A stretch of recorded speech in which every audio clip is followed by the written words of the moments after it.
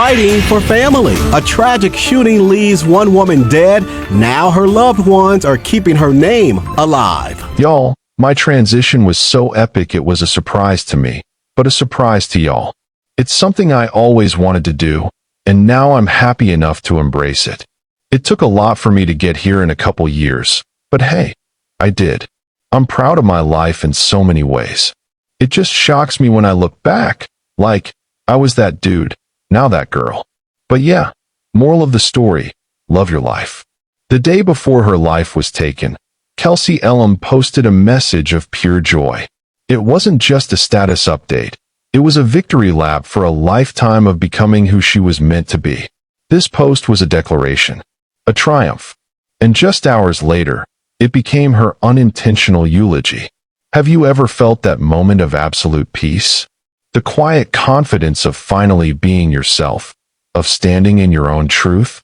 Kelsey Elem found that feeling. She was celebrating it.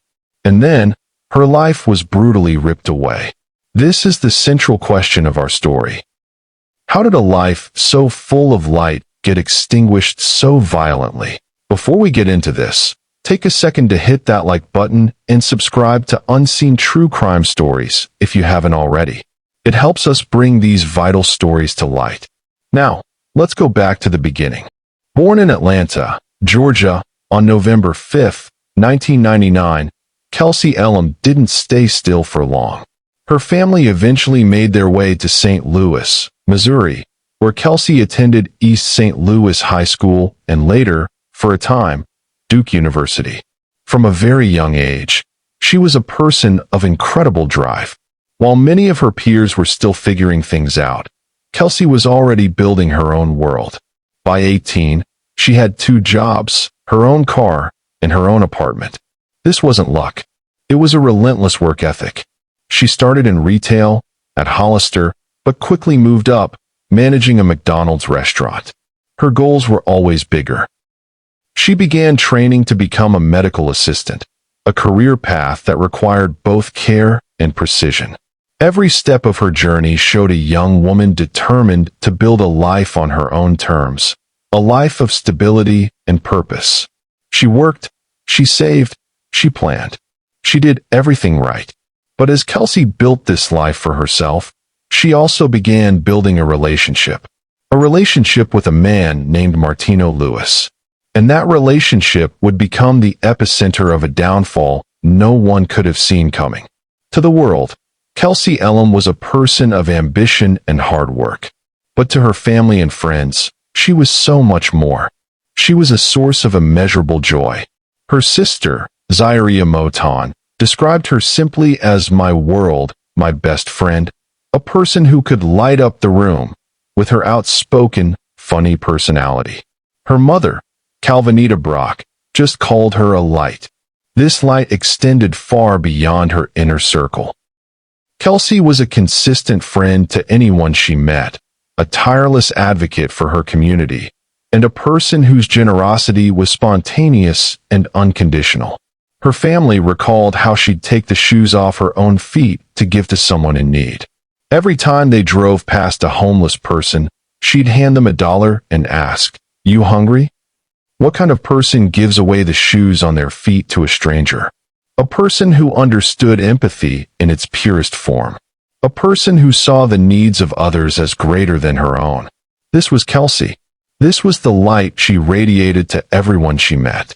But while this light was radiating everywhere, a different kind of energy was building in her personal life. An energy that was threatening to dim everything she stood for. Her relationship with Martino Lewis was becoming volatile, marked by conflict and control. This was a dark reality that no one outside of her inner circle truly saw coming. This loving, generous person, this beacon of light, was now in a relationship with Martino Lewis, a man who seemed to take more than he gave. According to her mother, Calvinita Brock, their time together was defined by constant friction. "They've always been arguing for some reason," she said, always getting into it. The dynamic was profoundly unbalanced. Kelsey, who had built a life on her own terms, was now the sole provider. Her mother described Kelsey as doing all this stuff for Lewis, who didn't have nothing, not a dime. This wasn't a partnership. It was a cycle of giving with nothing in return, a pattern that, in relationships like this, often escalates. The arguments became more frequent, the tension more pronounced, and the space between them grew smaller and more dangerous. If you feel you're giving everything in a relationship and receiving only conflict and control, that's a sign. Your feelings are valid, and you are not alone. Please, reach out to a domestic violence hotline for support and a plan. The night of April 24th, 2025, wasn't a random event. It was the endpoint of a history of discord that had been building for months. All of that tension, all of that unresolved conflict, was about to collide. Have you ever been in a relationship that made you feel like you were walking on eggshells? Share your thoughts in the comments below. On the night of April 24th, 2025, the building tension between Kelsey Elem and Martino Lewis finally broke. Around 11:15 p.m., inside a residence in the 5800 block of Grace Avenue, an argument erupted. An eyewitness in the home overheard the dispute as it turned from yelling to something far more physical. The witness watched as Lewis brutally punched Kelsey in the mouth, drawing blood. Fearing for Kelsey's life, the witness did the only thing they could. They picked up the phone and dialed 911. As they were connected to a dispatcher, explaining the fight and Kelsey's desperate plea for help, a single, definitive sound cut through the chaos. A gunshot. The witness's voice on the phone fell silent. You might think this is where the story ends, but the most chilling detail is what happened next. Rewind if you think you missed it. The witness, still on the line with 911, saw Martino Lewis run from the residence. He jumped into Kelsey's own vehicle and sped away, leaving her behind. But his escape wasn't just about getting away. His deception had only just begun. Lewis, now on the run, wasn't thinking clearly. He gave the firearm to another witness and concocted a false story. That Kelsey had been shot while they were driving, and he had taken her to the hospital. But the truth was already out there. He was later found in St. Louis City, still in Kelsey's car. He admitted to the physical altercation but refused to go any further. The police knew the story was a lie. On April 25, 2025, the St. Louis County Prosecuting Attorney's Office took immediate action. Martino Lewis was formally charged with murder in the second degree, armed criminal action, and domestic assault in the third degree. His bond was set at a significant $400,000 cash only.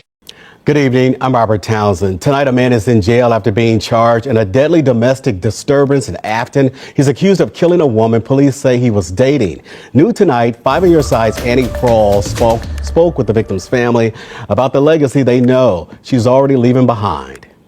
It's still like a shocking to me, you know what I'm saying? Because I'm still like I'm in a dream. The new reality for Calvinita Brock after losing her youngest daughter, Kelsey Elem. St. Louis County Police say just after 11 p.m. on Thursday, a fight between 21-year-old Martino Lewis and a woman he was in a romantic relationship with broke out in the 5800 block of Grace Avenue. Charging documents say an eyewitness overheard an argument on Thursday night, but it was Kelsey's family who says that escalated into the man they call Tino punching Kelsey so badly in the mouth she started bleeding. They always been arguing for some reason. I always stayed into it because my baby was she's a legend, she was trying to do her things, but this was one that she was always supporting, taking care of, helping. This a dude that she was doing all this stuff for, and this is what you did? Right. Documents say Kelsey was afraid Lewis was going to get her gun and asked a witness to call police. While he was on with 911, he heard a gunshot and saw Lewis run out of the house to drive away in Kelsey's car.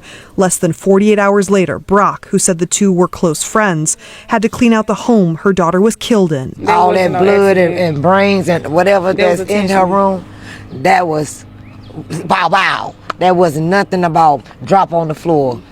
No. Nothing. Zoria Moten emphasizing how amazing her older sister was. She can light up the room. She very playful. She funny. She outspoken. I can describe Kelsey in so many ways. She was just a light. She was my world, my best friend. Family said she was an advocate for the transgender community and was a consistent friend to strangers. She'll take her shoes off her feet and get to a I've person. do it plenty of times. Every time we ride past the homeless, she always give everybody $1. She makes sure you hungry. She just one of them type of persons that always looked out for everybody. This is where the legal process begins, with sterile terms and procedural steps. But for Kelsey's family, the pain was anything but sterile. Her mother, Calvinita Brock, was the one who had to clean out her daughter's apartment less than 48 hours later. She described the scene with raw honesty. All that blood and brains and whatever in her room, that was pow-pow. That was nothing about dropping on the floor, nothing. This was the brutal reality behind the court documents, the full horror of what happened. Your safety is paramount. If you are in immediate danger, you must get to a safe place.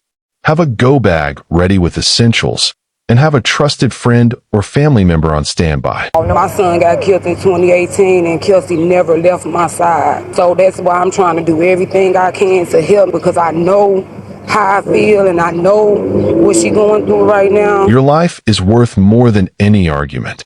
Justice was being pursued, but for Kelsey's family, the fight was just beginning. The question remains, has the full weight of the law been brought against the man who took their light? Kelsey Elem's death was not an anomaly. She was the 7th trans person and the 5th black trans woman, whose death was reported in 2025. Her story is a part of a national pattern of escalating violence. According to data from GLAAD's Alert Desk, between May 1st, 2024 and May 1st, 2025, there were over 900 anti-LGBTQ incidents across the U.S. 10 of those incidents resulted in death, and 8 of those victims were people of color. This isn't just about one tragic night. It's about a profound societal failure to protect a community that faces a specific kind of prejudice based on who they are.